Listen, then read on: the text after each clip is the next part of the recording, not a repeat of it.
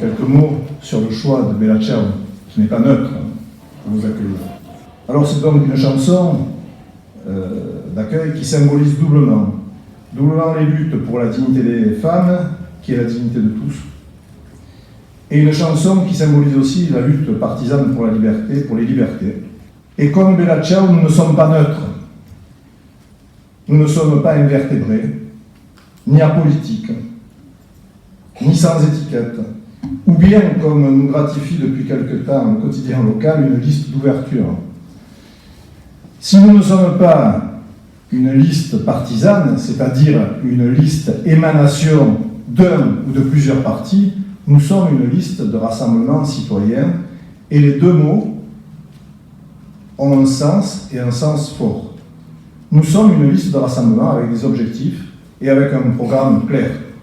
Il y a donc sur cette liste des candidats de sensibilité de gauche, des communistes, des socialistes, des insoumis, d'autres de tradition gaulliste, d'autres plutôt centristes, certains qui soutiennent l'actuel président de la République, d'autres qui le combattent, des syndicalistes aussi, de différentes obédiences et sensibilités, et surtout, beaucoup de femmes et d'hommes qui nous ont rejoints sur une base d'action citoyenne, par rapport à ce qui nous lie tous, notre vie de grâce et les urgences dans le pays grassois. Vous savez, dans tous les moments les plus dramatiques et les plus urgents de notre histoire, les Français ont su se rassembler pour la liberté, pour reconstruire ensemble, vite et généralement bien. Cela a été le cas durant les terribles années de l'occupation pour résister à l'occupant, maintenir la porte ouverte d'espoir et construire des lendemains heureux. Dans ce combat essentiel, au premier sens, au sens vital, où chacun et ses proches risquaient sa peau et souvent la laissaient, on ne demandait pas les étiquettes. On oubliait même celle de la période qui avait précédé. On se battait côte à côte parce qu'on était face à la même urgence, au même défi. À 100 mètres d'ici, à vol d'oiseau, il y a sur le cours un monument, le monument de la Résistance. Je connais la trajectoire et l'histoire de chacun de ces héros. Il y a des gaullistes, des communistes, des sans-partis, des Français et aussi, on l'oublie trop souvent, des étrangers morts pour la France. Je ne les sépare pas. On ne les sépare pas. Pas plus que je ne séparerai les cendres de ceux qui, à Buchenwald ou à Mauthausen, sont tombés. Dans ce combat face à l'adversité, dans l'urgence du bateau qui coule, on ne trie pas les étiquettes. On se bat ou on ne se bat pas. Nous, notre équipe, nous nous battons pour un objectif. Tourner la page de 25 années de gestion municipale où les Grassois et Grasses ont été oubliés, où les Grassois ont été négligés, où les Grassois ont été ignorés. Il est temps de construire, de reconstruire notre ville, ensemble, avec une autre vision, celle d'une ville forte et solidaire, avec une inversion des priorités, en mettant les Grassois au cœur de toute l'action municipale et en en faisant les co-acteurs de leur avenir. Avec nous, la ville sera celle de tous, dans l'esprit qui fut celui de nos aïeux dans la résistance et de la reconstruction d'après-guerre. Cet esprit qui animait aussi bien le général de Gaulle que Maurice Thorez, aussi bien les gaullistes que les communistes, les socialistes, les centristes, le MRP, qui ont été capables, quand il fallait, de retrousser ensemble les manches, de transcender les différences partisanes pour faire passer l'intérêt général avant tout. Notre priorité, notre objectif, ce sont Grasses et les Grassois. Pas plus, mais pas moins. Les Grassois et les Grassois et Grasses exclusivement.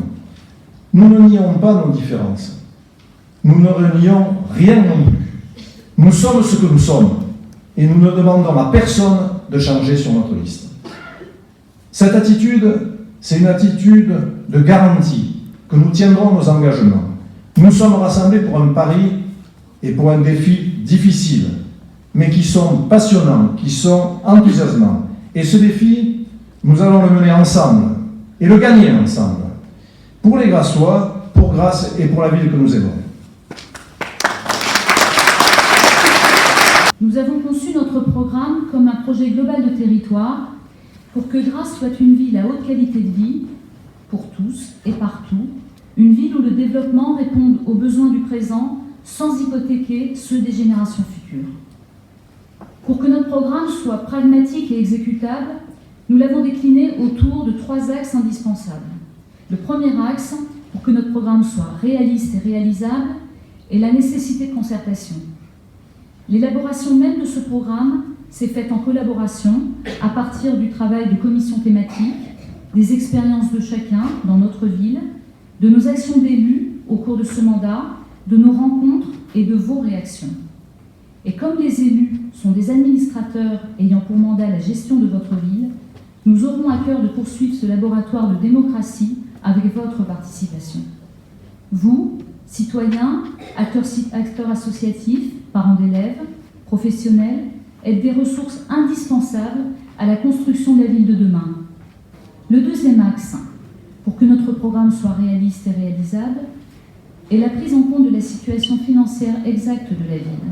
La situation est loin d'être réjouissante et notre analyse assidue des finances locales tout au long du mandat confirme que les marges de manœuvre seront à l'avenir faibles. Grasse est une ville endettée et sous-équipée. Il y a désormais urgence pour nos finances communales à prévoir l'avenir, à établir des plans pluriannuels de rénovation, d'entretien et à cesser tout projet dantesque et ruineux, car le plus important, c'est votre quotidien. Même si Grasse pèse et pèsera sur les projets à entreprendre par notre communauté d'agglomération, chaque décision lui incombant relève d'une concertation avec les maires des 22 autres communes qui appartiennent à la 4G. Ce qui guide notre programme, c'est la nécessité de préserver notre patrimoine, notre environnement, et d'offrir à chacun de nous, grassoises et grassois, une ville où il fait bon vivre en utilisant l'ensemble de nos ressources et richesses locales.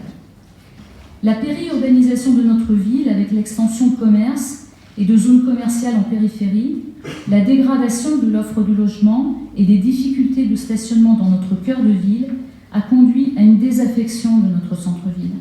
Nous ne disposons pas de moyens financiers confortables. Les contraintes sont énormes et les projets à mener colossaux. Mais nous avons le principal. Une belle équipe, dynamique, un programme sérieux et chiffré, la détermination, la ténacité, la connaissance de notre ville et l'étude des dossiers, et la volonté de nous engager, avec vous et pour vous, pour que vivre à Grasse devienne synonyme de bien-être. Il ne suffit pas de répéter un mensonge pour en faire une vérité. On nous dit, on nous enfume, on nous dit que vous allez pouvoir boire de l'eau bientôt, c'est absolument faux. On nous dit que la situation financière s'est améliorée, nous restons une des villes qui investit le moins par habitant parmi sa strate. Pareil pour la ville, la vieille ville. Est-ce que vivons-nous à Grasse en 2020 mieux qu'en 2014 ? Non, on ne vit pas mieux à Grasse 6 ans après l'élection de Jérôme Viau. C'est absolument faux. Les gens ne peuvent plus boire d'eau. C'est embêtant quand même. Avant, on pouvait boire de l'eau. La circulation, on va pas en parler. Le bétonnage et la qualité de vie ont baissé. C'est absolument indéniable. Et nous ne vous promettons rien. Mais nous nous engagerons sur l'essentiel. Et s'engager sur l'essentiel à Grasse, ça veut dire quoi ? Ça veut dire, comme l'a rappelé Paul et Magali, c'est déjà garantir un service public. Garantir le service public, c'est-à-dire le droit à boire de l'eau potable à Grasse. Nous allons nous engager sur l'essentiel par rapport à la régie des transports.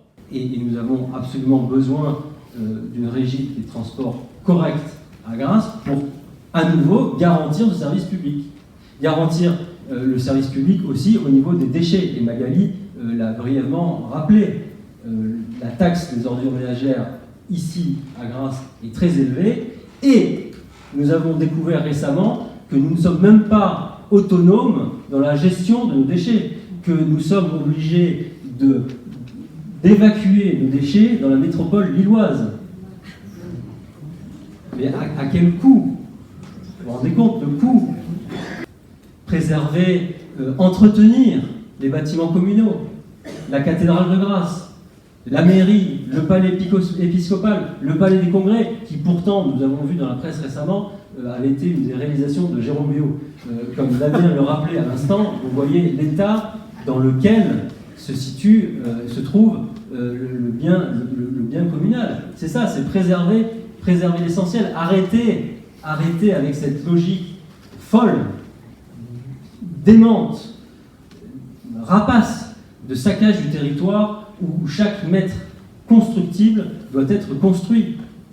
Avenue Émile Zola, boulevard Emmanuel Rouquier, la pénétrante, bientôt Grasse Nord, bientôt les Astres. Il faut lutter absolument contre la bétonisation de notre territoire. C'est ça, s'engager sur l'essentiel. Et s'engager sur l'essentiel, c'est enfin et surtout refaire vivre notre centre-ville. Vous avez les planoirs qui sont complètement orientés vers Montsartou, Castelnauvin, les Lagagnosquins qui sont orientés vers Châteauneuf de Grasse, les habitants de Saint-Jacques qui sont orientés soit vers Pelmenade, soit vers Mandelieu, et les habitants du centre-ville qui sont un peu désorientés et qui ne savent pas où trouver leur boussole. Ben, s'engager sur l'essentiel, c'est refaire de la vieille ville le cœur du territoire. Et on est très loin aujourd'hui des politiques qui sont menées, qui visent à massacrer l'automobiliste par la politique du stationnement payant de surface généralisée et bientôt la destruction de places de parking. Halte, arrêtons la gabegie. Vous avez en vieille ville des îlots neufs, requalifiés, qui sont vides. Et nous devons nous battre tous ensemble pour redonner cette fierté d'être grassois et cet espoir. Je ne vais pas le dire en anglais parce que... mais je vais le dire en espagnol. Si podemos. Oui, on peut.